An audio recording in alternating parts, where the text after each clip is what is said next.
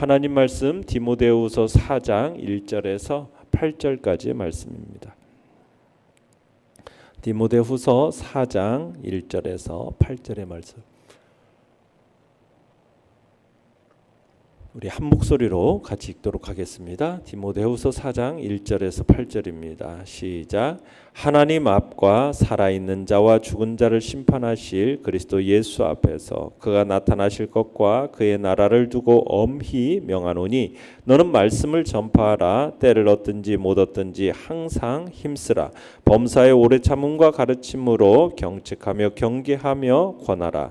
때가 이르리니 사람이 바른 교훈을 받지 아니하며 귀가 가려워서 자기의 사욕을 따를 스승을 많이 두고 또 그 귀를 진리에서 돌이켜 허탄한 이야기를 따르리라. 그러나 너는 모든 일에 신중하여 고난을 받으며 전도자의 일을 하며 내 직무를 다하라. 전제와 같이 내가 벌써 부어지고 나의 떠날 시각이 가까웠도다. 나는 선한 싸움을 싸우고 나의 달려갈 길을 마치고 믿음을 지켰으니 이제 후로는 나를 위하여 의의 면류관이 예비되었으므로 주 곧 의로우신 재판장이 그날에 내게 주실 것이며 내게만 아니라 주의 나타나심을 사모하는 모든 자에게도니라. 아멘. 오늘 말씀의 제목은 아름다운 인생 경주라는 제목으로 말씀을 나눕니다. 이제 로마 감옥에서의 삶의 마지막 순간이 다다른 것을 이제 직감한 바울이 결연한 모습으로 이제 디모데에게 유언과 같은 가르침을 전하고 있는 내용이 오늘 본문의 이야기입니다. 그러면서 2절을 우리 한번 읽어봅시다. 2절 다시 읽어봅니다. 시작. 너는 말씀을 전파하라. 때를 얻든지 못 얻든지 항상 힘쓰라. 범사의 오래 참음과 가르침으로 경책하며 경계하며 권하라. 자, 가르침의 핵심은 뭐냐면 상황을 초월해서 말씀을 전파할 것을 그 전파 힘쓸 것을 엄숙히 명령하고 있습니다. 말세에 이루어질 이단의 극성으로 인해서 세상 사람들이 복음의 진리에서 떠나는 일이 허다하게 나타나게 될 건데 이에 낭망하지 말고 세상 사람들의 진리 떠나는 그 일로 인해서 낭망하지 말고 근심과 인내로서 전도자의 직무를 다하라. 그렇게 권고하고 있는 겁니다.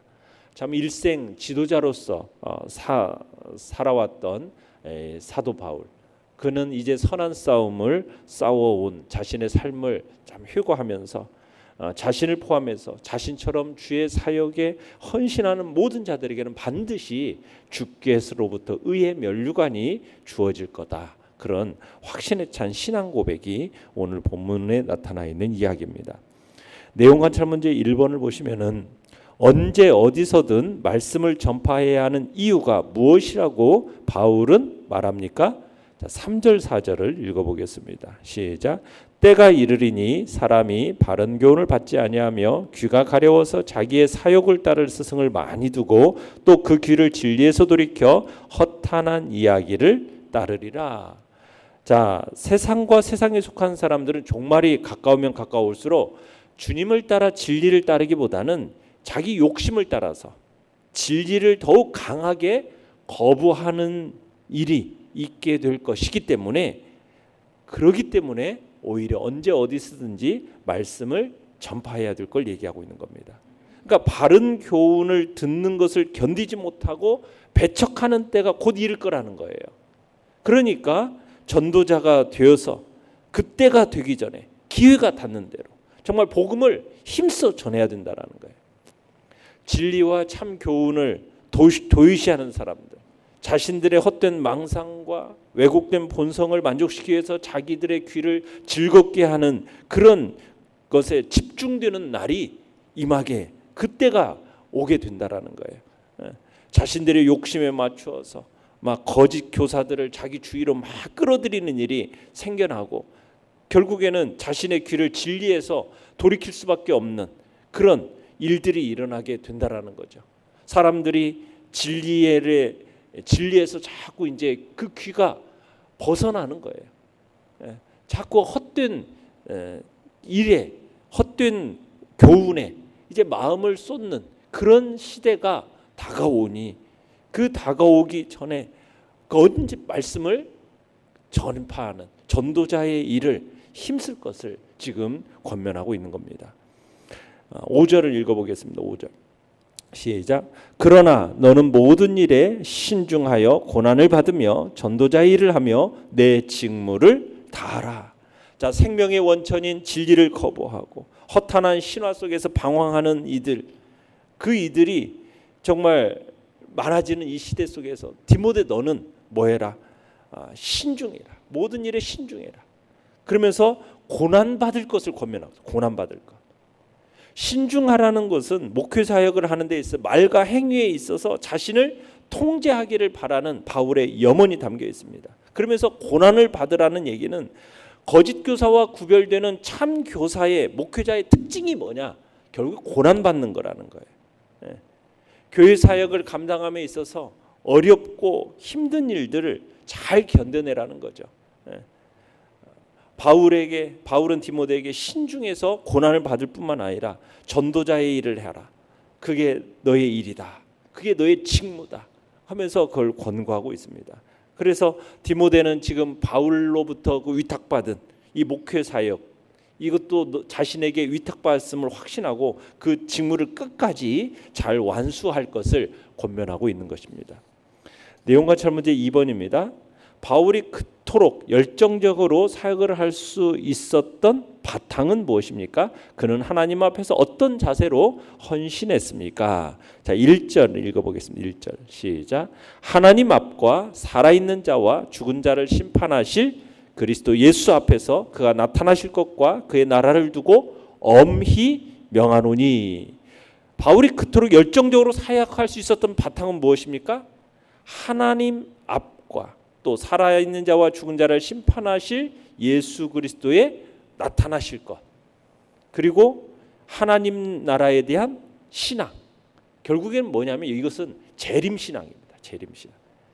재림신앙이 바울로 하여금 열정적으로 사역할 수 있는 바탕이 되었다. 재림신앙.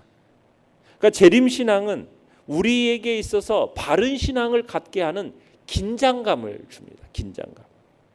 그래서 예수 그리스도께서 나타나실 그 재림, 하나님의 나라가 나타날 그 날을 염두에 두고 살아갈 때 그게 우리로 하여금 긴장감을 주고 열정적으로 사역할 수 있는 바탕이 되는 거죠.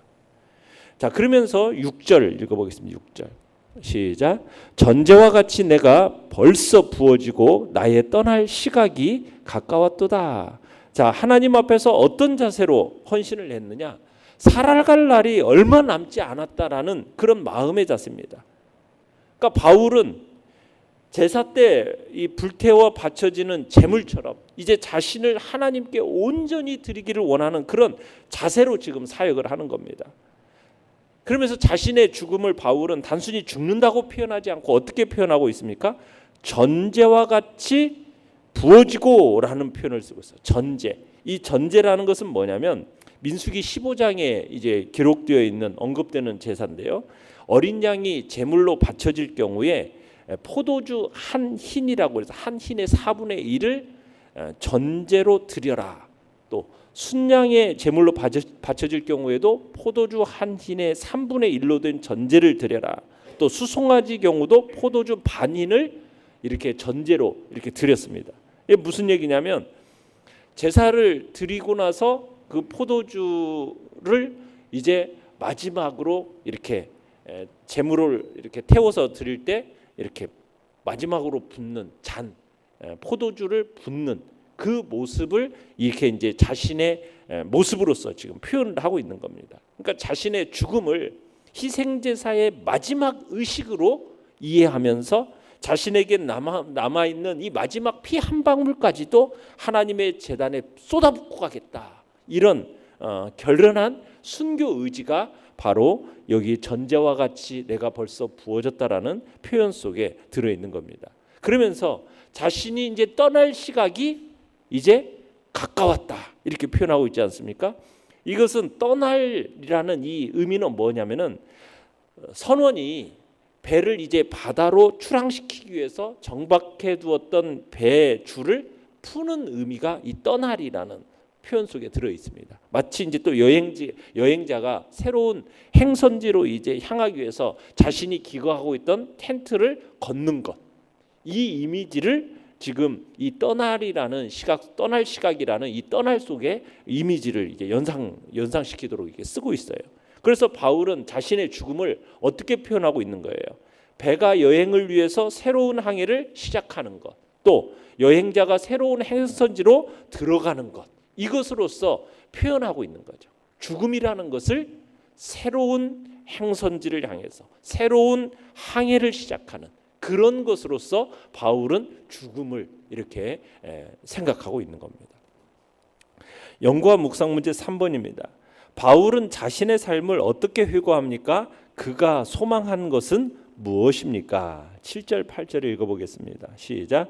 나는 선한 싸움을 싸우고 나의 달려갈 길을 마치고 믿음을 지켰으니 이제후로는 나를 위하여 의의 면류관이 예비되었으므로 주 곧 의로우신 재판장이 그날에 내게 주실 것이며 내게만 아니라 주의 나타나심을 사모하는 모든 자에게도니라. 자, 바울은 지금 예수 그리스도를 표대로 삼고서는 정말 최선을 다한 사명조로서의 이제 생애 피날레를 지금 어떻게 보면 아름답게 장식하고자 하는 거죠. 영적 정말 전쟁터와 같은 그 사역의 현장에서 자신은 어떻게 했다? 선한 싸움을 싸웠다. 이제 기나긴 마라톤 같은 인생의 경주에서 어떻게 했다? 나의 달려갈 길을 마치고 믿음을 지켜냈다. 그러면서 바울은 하나님께서 자기에게 위탁한 그 영광스러운 복음 전파를 자신은 중도에 포기하지 않고 계속해서 해왔고 드디어 그 사역을 완수했다. 이렇게 이제 지금 자신의 삶을 회고하고 있는 거죠. 그러니까 바울은 자신의 지나온 생을 딱 돌아보면서 믿음을 지켜냈다라는 선언. 다메섹 도상에서 그리스도 예수를 인격적으로 만난 이후로 한 번도 굴하지 않고 줄곧 그분에 대한 믿음을 지켜왔다라는 거. 죽음의 즈음에서 자신의 과거의 생을 딱 돌아보면서 그래, 내가 그리스도 예수에 대한 믿음만큼은 내가 지켜왔다라는 그 당당한 고백. 그 고백이 지금 사도 바울의 삶의 그 회고되는 모습 속에서 보여지는 거죠. 그러면서 이런 충성된 삶을 하나님이 축복하실 것이다라는 그 소망이 그 마음 속에 있는 거죠. 그 확신하는 거죠. 과거로부터 현재 이르기까지 믿음에 관한 한 나는 떳떳하다. 그 떳떳한 인생을 살아온 이제 바울의 미래에 남는 것은 뭐가 자신에게 주어질 거다? 의의 면류관이 자신에게 주어질 거라고 얘기를 하는 거죠. 의로우신 재판장이신 예수 그리스도께서 장차 오실 때 자신에게 자신의 믿음을 지켜온 자신에게 의의 면류관으로 상 주실 것을 소망하고 있는 바울의 모습을 보게 되는 것입니다. 믿음으로 의롭게 된 자들에게 주어질 그 의의 면류관, 결국 하나님께서 친히 마련해 두신 것, 이것으로 어떻게 보면은 종말론적인 하나님 나라에 수여되는 영원한 생명, 충성한 자에게 주어지는 그 상급, 이게 이제 지금 의의 면류관인 거죠. 바울은 자신에게 그 의의 면류관을 주실 주체가 누구라고 합니까? 의로우신 재판장이라고 하죠. 의로우신 재판장. 의로우신 재판장이 누구겠어요? 바로 예수 그리스도. 모든 그리스도인들이 재림을 고대하고 있는 그들의 주인이신 예수 그리스도께서 의로운 재판장으로서 나타나셔서 결국 그날에 바울을 비롯해서 주님의 재림을 사모하면서 정말 믿음을 끝까지 지켜온 모든 성도들에게 의의 면류관을 수여할 것이라고 지금 확신하고 소망하고 있는 겁니다. 과거로부터 상급받을 그 순간까지 계속해서 간절하게 사모하는 그리스도인들 모두에게 이 의의 면류관이 주어질 거다. 분명하게 드러내고 있는 겁니다. 느낀 점 4번입니다. 나는 선한 싸움을 싸우고 나의 달려갈 길을 마치고 믿음을 지켰다라고 당당하게 고백하는 바울을 보면서 뭐가 느껴지십니까?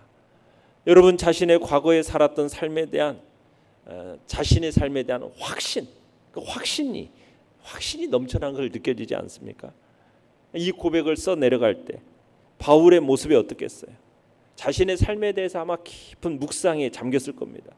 복음을 전하려고 다녔던 그 도시들, 그곳에서 만났던 사람들, 정말 함께 하나님의 나라를 위해서 정말 찬양하고 복음 전도에 함께 했었던 그 사람들을 아마 떠올렸을 거예요. 자신을 통해서 복음을 듣고 믿음을 갖게 되어서 환히 웃었던 사람들, 세례를 받아서 구원의 확신에 차 있던 사람들, 아마 그런 사람들 얼굴 하나씩 하나씩 마음에 떠올렸을 것입니다. 그러면서도 복음으로 인해 당했던 그 고난들, 역경들, 그 속에서도 자신이 그 사명을 지켜왔음을 감사하고 아마 감격의 눈물을 흘렸을 것입니다. 그러면서 아마 펜을 들어서 내가 선한 싸움을 싸우고 나의 달려갈 길을 마치고 믿음을 지켰다. 참으로 우리가 죽음에 임박한 그 순간에 이런 고백이 우리의 고백이 되어지기를 바랍니다. 정말 지나칠 수 없는 그 모습, 그의 모습을 이제 또 미래에 대한 강한 확신이 있는 거죠. 기대감이 있는 거죠. 그죠? 그래, 이렇게 살아온 나에게 주님께서 의의 면류관을 주실 것이다. 이 소망, 그죠? 소망과 기대, 이게 사도 바울의 마음이었을 것입니다. 죽음에 대한 해석이 달라요. 그죠? 인간 사회에 있어서 죽음이라는 것을 가장 슬픈 것, 가장 아픈 것, 가장 두려운 것 이렇게 생각하는데 바울은 어떻게 생각합니까? 전혀 두렵게 생각하지 않아요. 새로운 항해의 시작, 새로운 여행지의 출발, 이걸 죽음으로 여기는 겁니다. 그러니까 자신의 그 순전한 희생 제물처럼 자신의 남은 생명을 기꺼이 산제물로 드리겠다라는 그런 다짐이, 그런 모습이, 그런 마음이 사도 바울의 마음이었다는 거죠. 영원한 상급에 대한 확신이 있었기 때문에, 소망이 있었기 때문에 죽음 앞에서도 당당하고 오히려 그 죽음 앞에서 희망과 소망을 이야기하는 사도 바울의 모습. 우리의 생의 마지막 순간에 우리는 어떤 말을 남길 것인지, 어떤 고백이 우리의 고백이 되어질 것인지, 우리가 바로 사도 바울과 같은 이런 고백이 우리의 고백이 되기를 바라고, 정말 소망과 기대와 확신에 찬 죽음에 대해서 그런 마음으로 받아들일 수 있는 그런 고백이 우리의 고백이 되기를 간절히 바랍니다. 결단과 적용 5번입니다. 나는 하나님과 예수 그리스도 앞에서 어떤 자세로 살아가겠습니까? 내 인생의 의미와 목적이 무엇인지 점검할 수 있도록 자기 사명서를 작성해 봅시다. 우리가 하나님 앞에서, 예수 그리스도 앞에서 정말 재림이 다가오 재림의 그 신앙을 가지고 내 인생의 의미와 목적을 어디에 두고 살아갈 것인가? 예수 그리스도의 참된 복음을 전하여 구원받고 생명의 역사를 이뤄나가는 그것이 나의 전도자의 삶이, 직무가 나의 일인 줄 알고, 그리고 그 일을 끝까지 지켜내고 순종했을 때 하나님이 주실 그 예수 그리스도께서 주실 그 의의 면류관이 우리 안에서 나타날 것을 기대하면서 우리가 믿음으로 이 복된 자리에 서겠다, 이런 결단이 우리 안에 있기를 간절히 바랍니다.